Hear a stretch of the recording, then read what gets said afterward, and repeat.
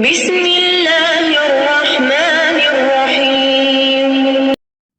جمعہ کے دن درود پاک کی کثرت۔ رسول صلی اللہ علیہ وآلہ وسلم نے ارشاد فرمایا، جمعہ کے دن مجھ پر کثرت سے درود بھیجا کرو، بے شک میری امت کا درود ہر جمعہ کے روز مجھے پیش کیا جاتا ہے، اور میری امت میں سے جو مجھ پر سب سے زیادہ درود بھیجنے والا ہوگا وہ مقام و منزلت کے اعتبار سے بھی میرے سب سے زیادہ قریب ہوگا۔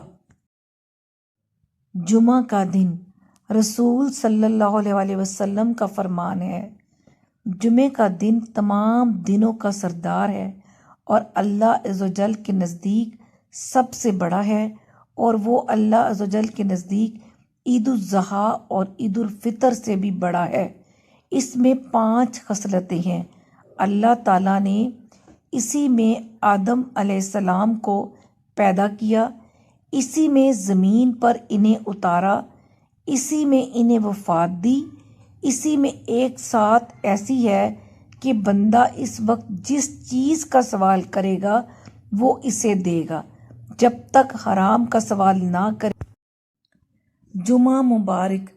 رب اغفر ورحم وتجاوز عما تعلم، اے میرے رب بخش دے اور رحم فرما، نیز میرے جو گناہ تیرے علم میں ہیں ان سے درگزر فرما۔ جمعہ کی رات پرندے ایک دوسرے سے ملتے ہیں تو ایک دوسرے کو کہتے ہیں، کیا تمہیں پتہ ہے کہ کل جمعہ مبارک ہے؟ جمعۃ المبارک۔ شب جمعہ میں سورۃ دہقان کی تلاوت۔ رسول صلی اللہ علیہ وآلہ وسلم نے فرمایا، جو شخص جمعہ کی رات میں سورۃ دہقان پڑھے گا اس کی مغفرت کر دی جائے گی۔